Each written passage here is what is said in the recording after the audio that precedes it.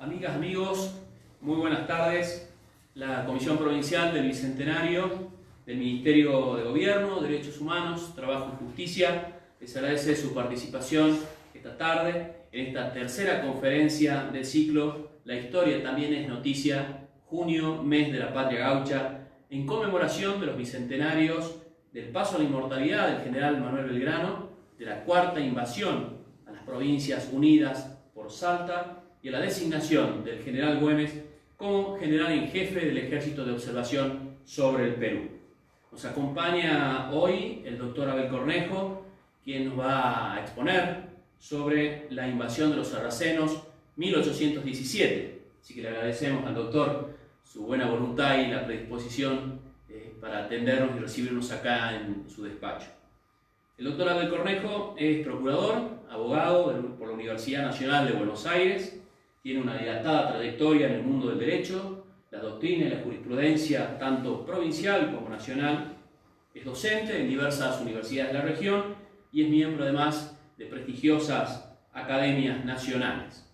Pero en el campo histórico tiene además una prolífica producción de ensayos, ponencias, artículos y publicaciones tanto a nivel nacional e internacional, destacándose La mirada de Güemes, una historia política, El galope del viento, Destellos de la guerra gaucha, Jefes sitiadores, y es además coautor del libro Los infernales de Güemes y la guerra de independencia.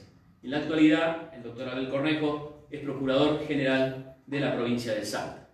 Para no perder más tiempo, entonces, los dejo con el doctor. Doctor, muchísimas gracias por recibirnos en este año tan particular de estos bicentenarios güemesianos. Muchísimas gracias, querido Alberto. Muchísimas gracias por la invitación al Ministerio de Gobierno, Justicia, Trabajo y Derechos Humanos. Largo el nombre del ministerio, hay que acordarse. Claro. Especialmente a la Comisión de la Década del Bicentenario también. Y para entrar directamente en temas sin tantos prolegómenos, y antes de referirme puntualmente al tema que anunció Alberto Barros Lanzaris, este año se cumplen 200 años de la cuarta invasión realista a Salta. Entonces yo hice algunas coplitas, porque decir que es poesía ya sería muy pretencioso. Una invasión que se la conoce como una invasión bicéfala porque estuvo dirigida por dos importantísimos jefes españoles. Y dice así: se oyen sonidos de sable al norte de la quebrada. Llega la cuarta invasión bajando por Humahuaca. La comandan dos mariscales, son Orozco y Canterac. Tienen la mirada puesta en cegar la libertad. Desandando los senderos insisten por cuarta vez, creen doblegar al caudillo y que lo pueden vender. Por 1820, un año duro y crucial, que las espadas realistas trajeron aire marcial. La rebelión de Arequito tumbó al último director. De pronto no hubo gobierno ni unidad en la nación. Tan solo Güemes y sus gauchos dispuestos a resistir. Librados están a la suerte para luchar o morir. En la pasión de la guerra, si no existe orientación, el fuego del enemigo es un inmenso cañón. Pero Salta nunca se entrega, confía en la revolución, en las soflamas de mayo y no quiere al invasor. Habrá tantos combates que nadie podrá contar, para la historia ha quedado como la guerra total. Se batalló en todas partes con el ánimo triunfal, otra vez es Martín Güemes quien salva la identidad. Después de leer esa cuarta invasión, vamos a ir a la invasión anterior, y yo he elegido este tema por varias razones. En primer lugar, porque esta tercera invasión realista a Salta va a ser comandada por oficiales que venían de derrotar a Napoleón Bonaparte en la Reconquista Española, en la Guerra de la Independencia Española. Es una decisión personal del rey Fernando VII encomendar a personajes claves en esa reconquista para que directamente hagan capitular a Buenos Aires. Recordemos que antes de eso se había anunciado una invasión del general Pablo Murillo que finalmente no se lleva a cabo en 1815. Haciendo un viaje hacia la historia, retrocedemos hacia 1817, y esta proeza de la guerra gaucha y de la guerra de la independencia argentina ha llevado a decir a personajes como Dalmacio Vélez Arfiel, el insigne autor de nuestro Código Civil, que uno de los momentos más gloriosos, si no el que más, de la independencia argentina fue la resistencia encabezada por Martín Miguel de Güemes a las tropas españolas, a las tropas vencedoras, dice Vélez Arfiel, porque venían de vencer a uno de los ejércitos más poderosos del mundo. Leopoldo Lugones se inspira en estos episodios de 1817 y va a escribir un libro que se llama La Guerra Gaucha, que va a ser llevado al cine en Salta. En uno de los paseos que hay están todavía los afiches que ilustran sobre la Guerra Gaucha y esos episodios sucedidos en 1817, un film en el que van a actuar nada menos que Enrique Muiño y Amalia Bence, y va a dirigir el inolvidable Lucas de Mare, y pasó a la posteridad como uno de los grandes films de la Cinemateca Argentina. Yo les había dicho que hay una decisión personal de Fernando VII en que esta invasión tenga éxito y salga airosa. Fernando VII había vuelto al trono de España en 1814 y se divide en tres el reinado de Fernando VII. De 1814 a 1820 se conoce como el absolutismo total. De 1820 a 1823 como el trienio liberal, y de 1823 a 1833, que es cuando va a morir el monarca, como la década infame por una serie de excesos que comete este rey. Nunca se puede entender la independencia argentina sin seguir los sucesos de España. Y fue así que él elige al general de largos nombres, como se llamaba la gente antes, José Álvarez de la Serna y Martínez Hinojosa. En primera instancia había elegido al mariscal de campo Estanislao Sánchez Salvador, quien a último momento decide declinar este ofrecimiento. Y un 1 de mayo de 1816, en la fragata Venganza, el general La Serna, que es como popularmente se lo conoce en la historiografía, se embarca en esa fragata Venganza y va a surcar los mares durante largos meses hasta desembarcar en Arica el 12 de septiembre. Dicen que durante su expedición estuvo a punto de naufragar en el Cabo de Hornos.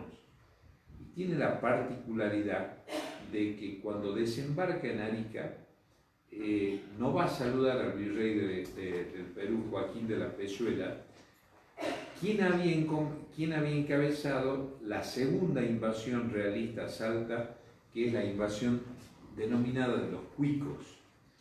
Ahora yo les voy a decir por qué se le dice de los Cuicos y por qué de los sarracenos, pero antes quiero recordarles que los historiadores difieren en cuántas veces fue invadida Salta. Yo en esto sigo fielmente a ese padre de la historiografía del interior argentino, que todavía espera ser reivindicado contra la historia oficial, que muchas veces se ha escrito desde Buenos Aires hacia el interior, que fue don Bernardo Frías. Y Bernardo Frías dice que son 5 las invasiones a Salta, porque como Salta era la capital de la gobernación-intendencia y estuvo sitiada 5 veces, él a los otros intentos de invadir Salta no los tiene en cuenta para enumerarlos como invasión. Entonces, esa invasión que comandó el mariscal Pezuela, que después es electo virrey del Perú, primero en forma provisoria y después confirmado, después va a haber un golpe de Estado en contra de Pezuela encabezado por la Serna, pero esa invasión de los cuicos, el término cuico, que es la segunda invasión, se debe a que así se llamaba por esta zona, era un término muy común, cuando alguien era un extranjero desconocido se decían ahí vienen los cuicos, ¿no? Entonces se llama así. La de los sarracenos se llama porque en una de las batallas de Poitiers en Francia, que triunfa Carlos Martel contra los musulmanes, deciden llamarle contra los árabes, se les llama sarracenos porque es un término de origen arábigo que significa procedente de la Arabia feliz de Mahoma. Hay que recordar también que la península ibérica estuvo invadida por más de 7 siglos por el invasor árabe. Recién en 1492, en el reinado de los Reyes Católicos, precisamente en el año que se descubre América, es cuando va a caer el reino de Granada. Pero volviendo al tema que nos ocupa, el mariscal La Serna era un oficial muy destacado dentro de España. Había recibido y condecorado con estas cruces con el nombre de esa ciudad de Aragón, porque resiste en el segundo de los sitios de Zaragoza contra las fuerzas napoleónicas y además era caballero de la Orden de San Hermenegildo. Al decir de don Bernardo Frías, tenía poblado el pecho de medallas cuando llega acá, con una gran vanidad que es la siguiente. Al desembarcar en Arica y no ir a saludar al virrey Pezuela, se pierde de un gran consejo La Serna para cuando él empieza a organizar esta tercera invasión. Pezuela es de los pocos jefes encumbrados españoles que había empezado a respetar a rajatabla, no vamos a hacer comparación con otros próceres, a la figura de Güemes, porque era tal la privación de recursos que sufre Pezuela cuando invade Salta por segunda vez, que él toma la dimensión real que tenía la figura de Güemes, no desde un punto de vista solamente militar, sino desde un punto de vista político.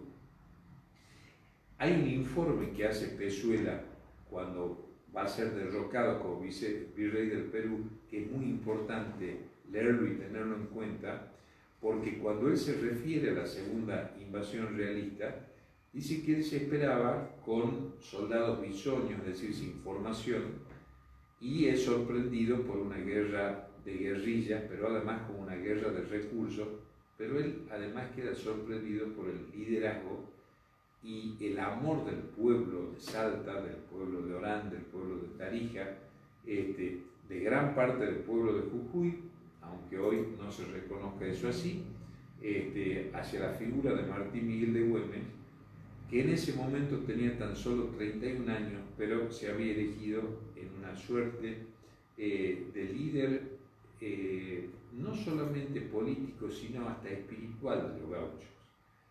Güemes se mimetiza con la figura del gaucho y además, otro dato que nunca se tiene en cuenta, sino que ahora se empezó a reivindicar, es que Güemes se sirve de numerosas mujeres patriotas que le van a pasar valiosísima información y hace todo un sistema de postas y de vigilancias desde la cumbre de los cerros en distintos atajos a través de los caminos, que le permite tener una red de informantes que lo va a hacer prácticamente invulnerable. El pueblo de Humahuaca en quechua significa cabeza que llora. Es un pueblo, yo siempre que voy a Humahuaca digo que Humahuaca tiene que tener un reconocimiento especial en la historia nacional por todo lo que sufrió. Fue casi un epicentro, junto con el Alto Perú, el actual Estado Plurinacional de Bolivia, fue el epicentro de la Guerra de la Independencia. Numerosas veces fue sometida, sus habitantes privados de cosas y torturados. Y La Serna, como les dije, no habla con Pezuela y se dirige directamente al objetivo, y el coronel Antonio Seoane, que era quien comandaba su vanguardia, es el primero en llegar a Humahuaca la tarde del 24 de diciembre de 1816. El año 1816 había tenido un final amargo para Martín Miguel de Güemes porque había sido capturado don Juan José Feliciano Fernández Campero, el marqués de Llavi, y significa un golpe muy fuerte en el ánimo de Güemes. Y la Serna dice que él va a librar un combate convencional y lleva su secreto es que en vez de buscar seguir el camino hacia Tucumán para de allí seguir hacia Buenos Aires, va a tener un secreto que ya se lo voy a develar enseguida, pero lo que él busca primordialmente es hacer un tridente de ataque, y cuando llega a Humahuaca, él llega aproximadamente un 9 de enero de 1816, en la retaguardia de sus tropas, decide que un sector vaya hacia Salta, otro vaya hacia Tarija y otro vaya hacia Orán. En Tarija, una de las primeras ciudades que reconoce como gobernador a Martín Miguel de Güemes, Güemes había organizado primero una suerte de insurrección total de toda la población. Pero rápido el reflejo, como era, ve que era tal el poderío de las fuerzas españolas, porque viene lo más granado de los regimientos militares españoles, del ejército de tierra, como se llama actualmente el ejército español, que allí hay tres personajes fundamentales que van a resistir. Primero van a abandonar la ciudad y emprenden una feroz guerra de guerrillas. Y ellos fueron el monto Eustaquio Méndez Arenas, un gran prócer tarijeño, un chileno olvidado desgraciadamente por la historia, que es Francisco Pérez de Uriondo. Tiene un importantísimo monumento en la ciudad de Tarija, Pérez de Uriondo, y José María Pérez de Urdininea, que había nacido en la ciudad de La Paz.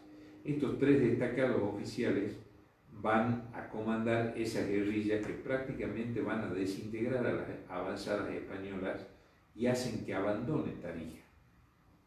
En el frente de Orán había uno de los grandes capitanes de Güemes, que después más adelante se va a volver en contra de Güemes, pero un gran guerrero de la independencia, que se llamó Manuel Eduardo Arias. Manuel Eduardo Arias, durante esta invasión, va a librar el célebre combate de Humahuaca, que él rodea Humahuaca un 1 de marzo ya de 1817,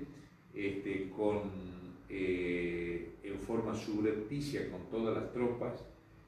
Él era atacado desde la torre de la iglesia con un cañón y finalmente logra someter a la artillería española y a todo el fuego graneado que se le lanzaba a sus gauchos, y Arias va a obtener un triunfo muy resonante en este sentido, donde empieza a calar muy fuerte en el ánimo de los españoles esta actitud tan bravía de los gauchos, pero sobre todo porque la orden de Güemes es que debían librarse múltiples combates en todos los frentes, siempre utilizando el factor sorpresa, porque la proporción que había entre los gauchos y las tropas españolas era entre 3 y 4 1 en menos. Es decir, por 4 soldados españoles había un gaucho de Güemes. Con lo cual la diferencia era prácticamente abismal. También van a ir avanzando, el grueso del ejército real decide avanzar hacia la ciudad de Jujuy, y entonces en una gran treta ahí estaba el brigadier Olañeta y su primo hermano y cuñado, que era Guillermo Marchiegui. Lo sacan a Marchiegui y Olañeta de la ciudad de Jujuy y se va a pelear hasta cerca de los alrededores de Ledesma, donde Guillermo Marchiegui estuvo a punto de sucumbir a la fuerza gaucha y escapó prácticamente de milagro. Se va a producir un episodio heroico que tiene como protagonista al capitán Jorge Torino. El capitán Jorge Torino, para herir el orgullo español, se lanza solo en medio del fuego español para obtener el pendón real, es decir, el estandarte real, y lo consigue. Y un cañón español lo apunta, y el Pachi Gorriti, uno de los grandes guerreros lugartenientes de Güemes, logra subirlo arriba de su caballo y parte el cañón, el caballo del capitán Jorge Torino. todos esos actos gloriosos le van a ir sirviendo a Güemes para dilatar la invasión a Salta y van a sitiar Jujuy. Se toma Jujuy. Güemes había infiltrado a un laico vestido de franciscano y de la torre de San Francisco de Jujuy, de acuerdo a la campanada que daba, anunciaba los movimientos españoles si entraban o salían de la ciudad. Y así va sucediendo hasta que hay un gran combate de la guerra gaucha, que es el combate de los Salizos, que lo pelean el Pachi Gorriti y Apolinario Saravia. Ya dije de todos los combates que dio Guillermo Barquilla es sistemáticamente derrotado, se combate prácticamente todos los días. El 14 en Orán, el 15 de enero en San Pedro, el 20 en el río La Piedra, en una localidad también cercana a Ledesma que se llama San Lorenzo, al igual que en Salta, y Olañeta y Marquiegui deben volver a refugiarse a Jujuy. Empieza también dentro del pueblo jujeño y el pueblo de Salta, cuando se entera de las sucesivas derrotas que iban sucediendo en las escaramuzas gauchas contra los españoles, la inventiva popular que transcribe Bernardo Frías en su libro. Y entonces dice que recitaban un versito que decía: los soldados de Galicia son de tal condición que si triunfan es milagro, que si pierden es traición. Eso dice Frías. Después de, en esta invasión, en esta tercera invasión, vamos a hacer una pequeña digresión en eso, hay dos personajes que van a tener un enorme futuro político en España. Uno de ellos es Baldomero Espartero, que fue regente del Reino de España y contrato de Su Alteza Real, y otro va a ser el general Andrés García Camba, muy joven todavía García Camba, pero que va a escribir una célebre obra que va a servir de base a muchos de los historiadores americanos incluso, y él recoge todas estas impresiones. Pero hay una cosa de García Camba que a mí me impresiona mucho. Él queda tan asombrado por la destreza de los gauchos de Güemes, que dice que los gauchos de Güemes pueden ser considerados quizás más eficientes que los cosacos rusos y que las tropas de ataque del faraón de Egipto, por la destreza que tenían y sin ningún tipo de formación militar más que la que les había dado Güemes, ¿no? Es todo lo que él tenía.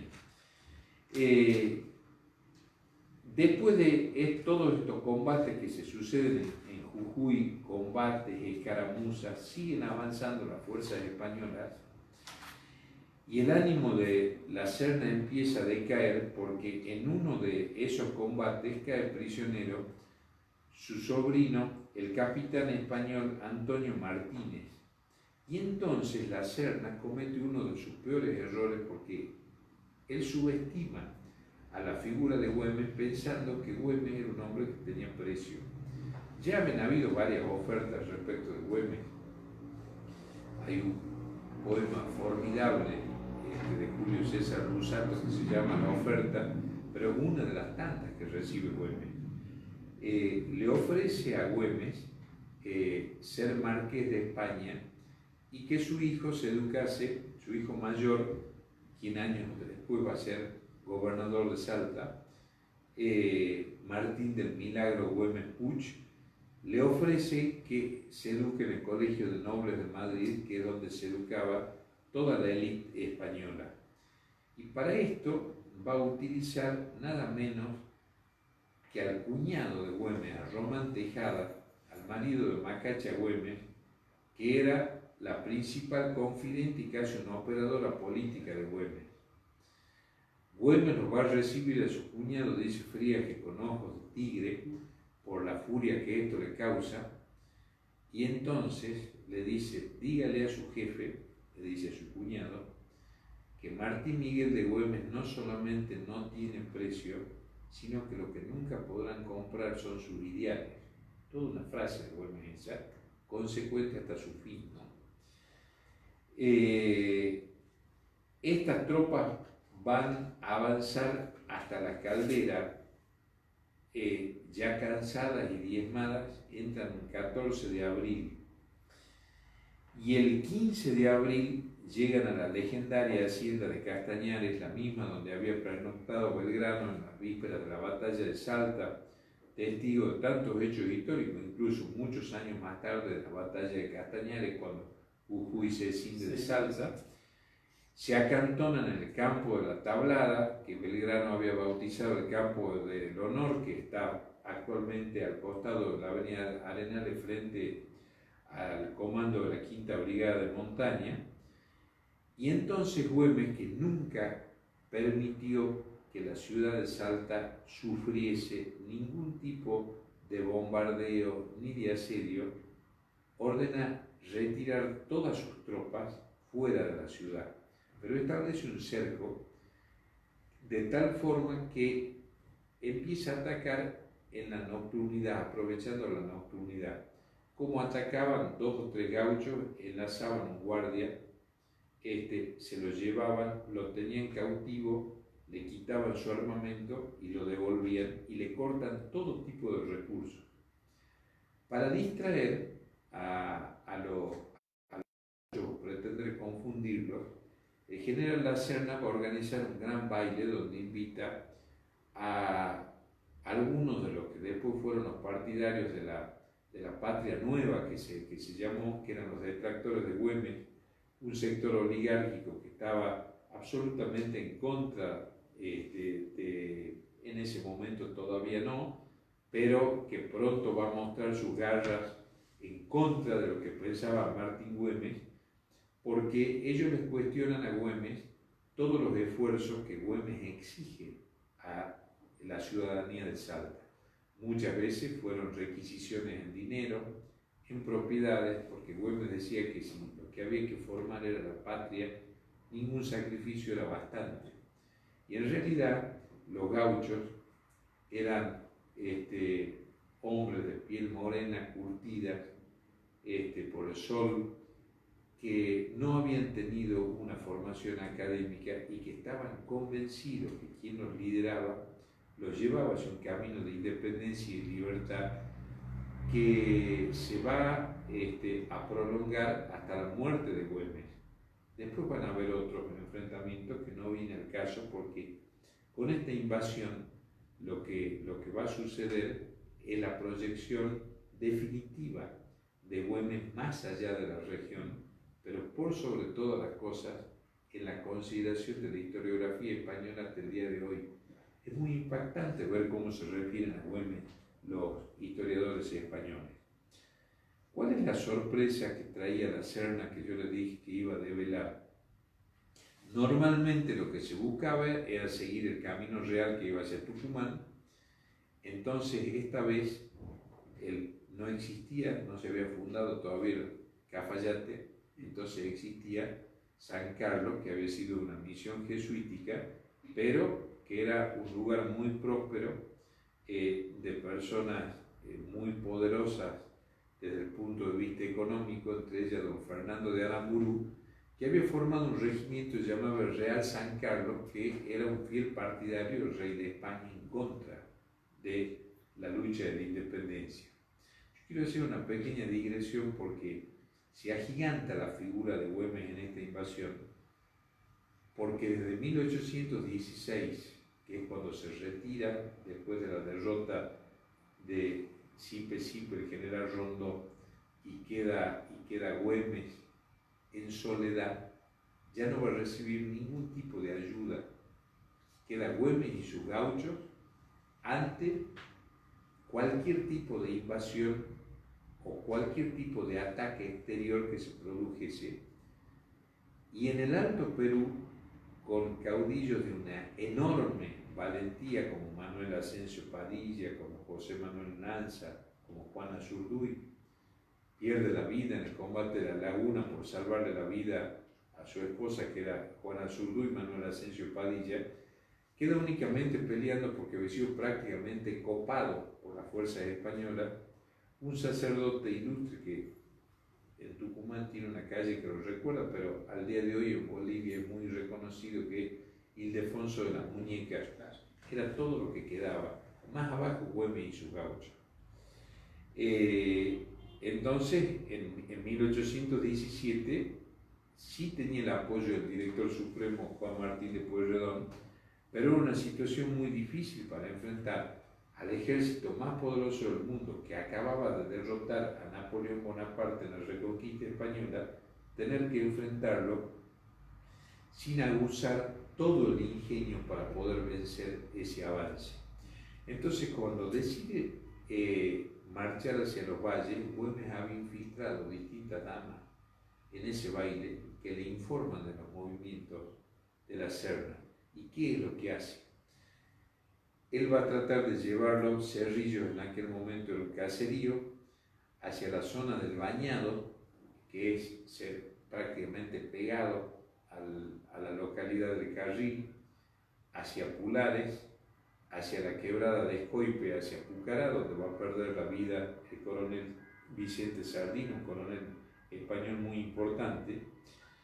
Pero el segundo del mariscal La Serna es probablemente uno de los oficiales más brillantes que pisó el suelo argentino, que era Jerónimo Valdés.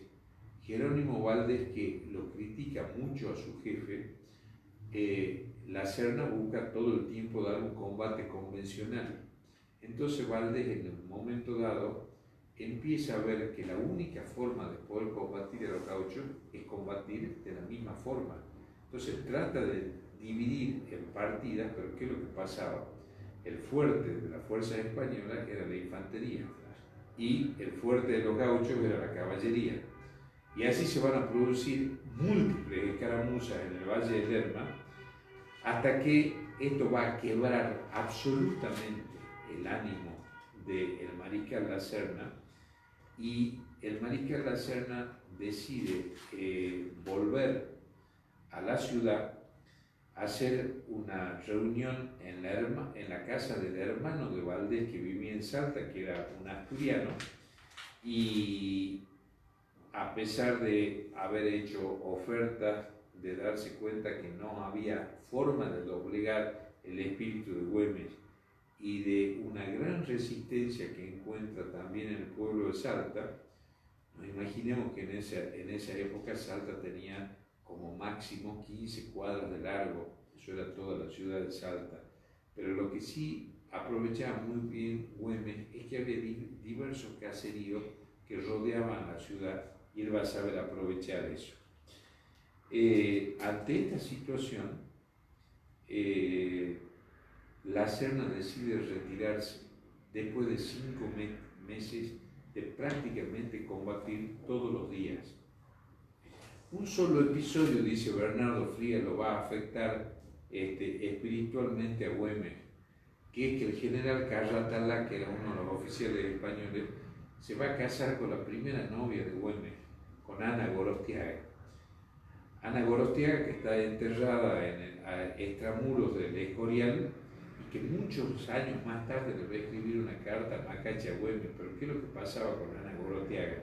Como Güemes ya era un libertario, su hermana estaba casada con Nicolás Severo de Izarmendi, que es el último gobernador realista, o sea que la oposición aguanta de haber sido brutal. Entonces, fuera de ese episodio de la vida personal de Güemes, se va en el retiro de las tropas españolas en mayo de 1816. Hay otro episodio célebre que lo muestra de cuerpo entero al Pachi Gorriti y su genialidad. Las tropas españolas deciden abandonar Salta en contingentes sucesivos, que por supuesto los gauchos están mirando eso. Pero Güemes dice que no hagan absolutamente nada porque él quería recuperar la ciudad de Salta, volver a ocupar la plaza como gobernador intendente que había sido electo el año anterior, y entonces los deja ir nuevamente hasta la caldera, y en la localidad de Angostura, que está a un costado de lo que actualmente es la cornisa que va a Jujuy, van a acampar las fuerzas españolas, y el Pachi Gorriti está observando todo este descanso. Agotados, abatidos, casi sin recursos, y va a lograr un episodio que es prácticamente cinematográfico, que cuando empiezan a adormecerse y quedan los guardias, manda una recua de yeguas que les había dado en la cola pasto seco encendido que parecía una imagen del apocalipsis, y esto provoca pavor en las fuerzas españolas, que emprenden una retirada en desbande y que va a seguir hasta que lleguen a Tupiza en julio de 1815. Güemes tiene que abandonar esta persecución porque se queda con su caballería exhausta. Y esta proeza va a significar que el 28 de mayo de 1817, el director supremo Juan Martín de Pueyrredón le va a dar el grado de coronel mayor a Martín Miguel de Güemes, que es el equivalente actual al de general de brigada del ejército argentino. Además de eso, manda a que se lo reconozca especialmente como gobernador, intendente y comandante general de armas de la provincia. Es la primera vez que un director supremo desde Buenos Aires lo va a reconocer en su cargo a Güemes, que había sido electo por voluntad popular en contra de la voluntad del Cabildo de Buenos Aires y del director supremo.